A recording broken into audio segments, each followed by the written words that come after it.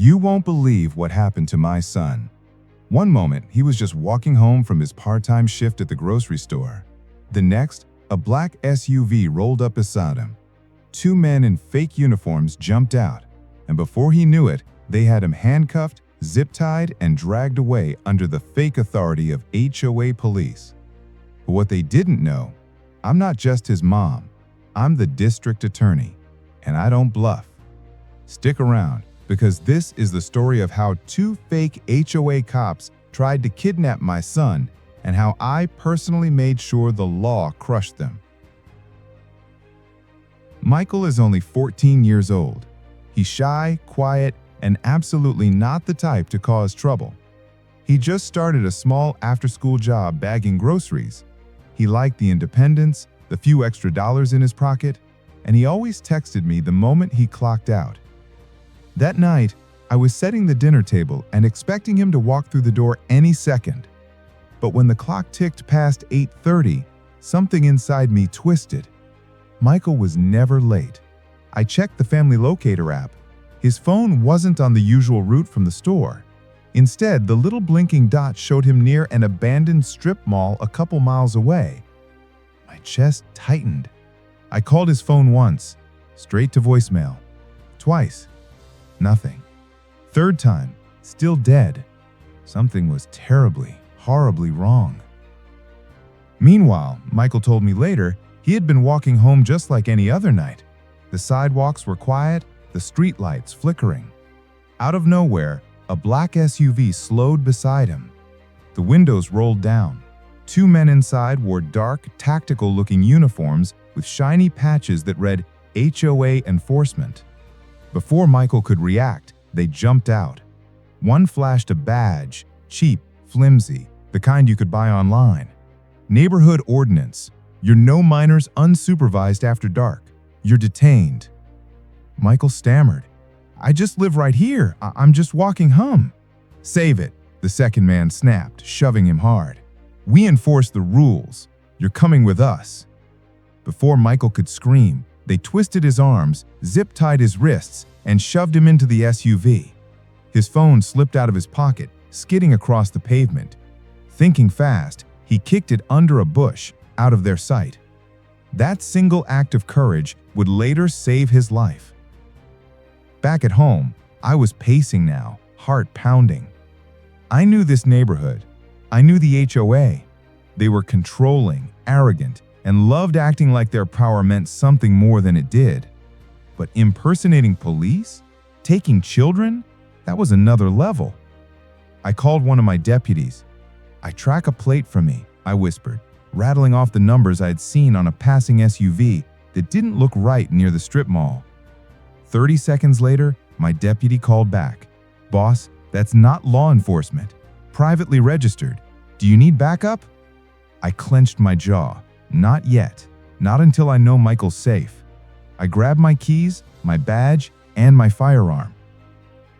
When I reached the strip mall, my stomach dropped. The SUV was parked near a boarded-up old office building. From my car, hidden behind a dumpster, I saw them drag Michael inside. Even from a distance, I could see how small he looked between them. My heart screamed at me to run in, but years as a prosecutor taught me discipline. I grabbed my phone, zoomed in, and recorded. Through a crack in the window, I saw Michael zip-tied to a folding chair. The taller man paced in front of him. You violated neighborhood ordinance. New minors unsupervised after dark. You're detained. My blood ran cold. Extortion. That's all this was. The second man smirked, leaning against the wall. And if mommy and daddy don't cough it up, we call child services. You'll be gone for good. Michael's lip trembled, but he said nothing. That was it. Game over for them. I dialed my deputy again. It's a kidnapping. 2 males, fake uniforms, fake patches. My son is restrained. Send everyone. ETA? 4 minutes.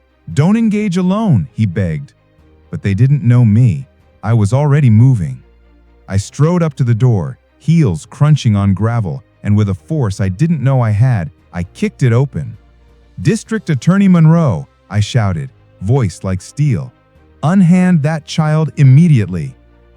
The two men froze, eyes wide. You can't just barge in here," the tall one stammered.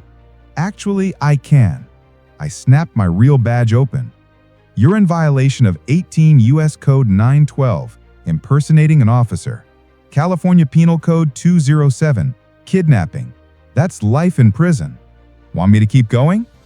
The second man dropped his phone. His lips muttered, "She's bluffing." I stepped forward, eyes locked on his. "Try me. I don't bluff. And you just abducted the son of the district attorney."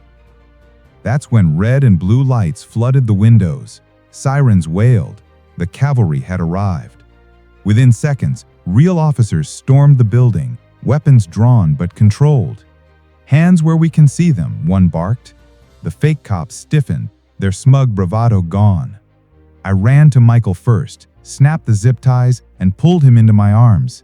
He trembled against me, whispering, "Mom, I knew you'd come." "Always," I whispered back. The taller imposter sputtered excuses. This isn't what it looks like. We were just enforcing HOA rules." "Quiet," I cut him off, voice sharp as glass. "Under 18 U.S. Code 1201, seizing and transporting a minor isn't detention, it's kidnapping. You're done."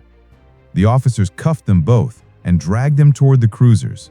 Their cheap HOA patches peeled off their sleeves as easily as their lies. But I wasn't finished. Weeks later, I stood in the courtroom, not as prosecutor, but as mother and victim. The charges stacked against them: impersonating a federal officer, 18 U.S. Code 912; kidnapping, California Penal Code 207; extortion, Penal Code 518; child endangerment, Penal Code 273A. Their lawyer tried to spin it, claimed the HOA board had given them authority, claimed they thought they were legally allowed to detain children. I shut it down with one sentence: authority doesn't come from a patch you order online. It comes from the law, and the law is going to bury you. The jury didn't take long. Guilty on all counts. Both men were sentenced to decades behind bars. That night, when I tucked Michael into bed, he asked me, "Mom, why would they do that? Why would they pretend to be cops?" I smoothed his hair back. Because some people think power is something you can fake, but real power, the law, doesn't bend for liars. It breaks them. And that's the truth I want every parent to hear. When someone threatens your child, when someone abuses fake authority, justice isn't just a word, it's action. And as long as I breathe, nobody gets to take my son.